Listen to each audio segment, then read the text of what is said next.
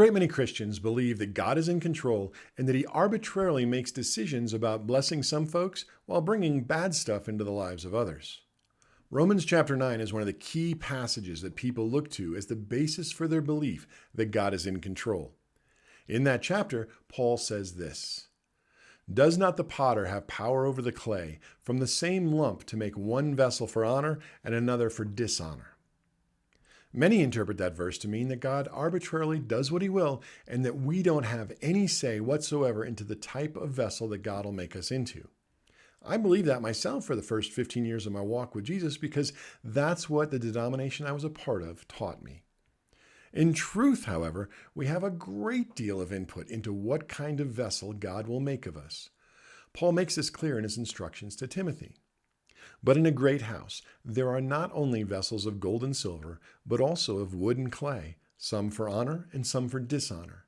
Therefore, if anyone cleanses himself from the latter, he will be a vessel for honor, sanctified and useful to the master, prepared for every good work."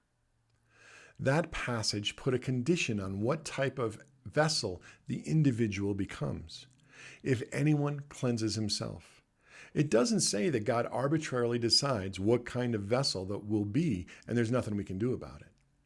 Like we discussed in an earlier video about Jacob and Esau, we each have some personal responsibility when it comes to reaching our destiny.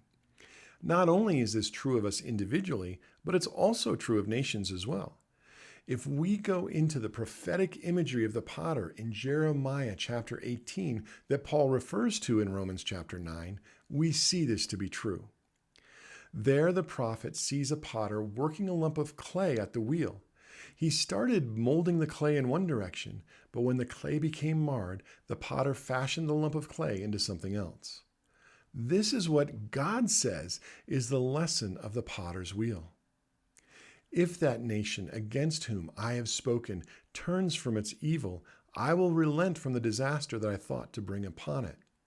And the instant I speak concerning a nation and concerning a kingdom to build and to plant it, if it does evil in my sight so that it does not obey my voice, then I will relent concerning the good with which I said I would benefit it.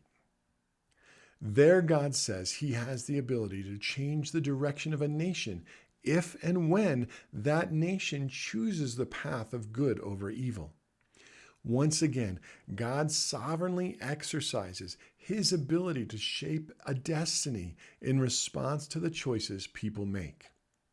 Contrary to how many interpret Paul's reference in Romans chapter 9, God does not say that his point to the potter's wheel illustration is that he arbitrarily shapes nations on a whim. That's good news for you, because you have a massive amount of influence in determining what kind of vessel God will form you into.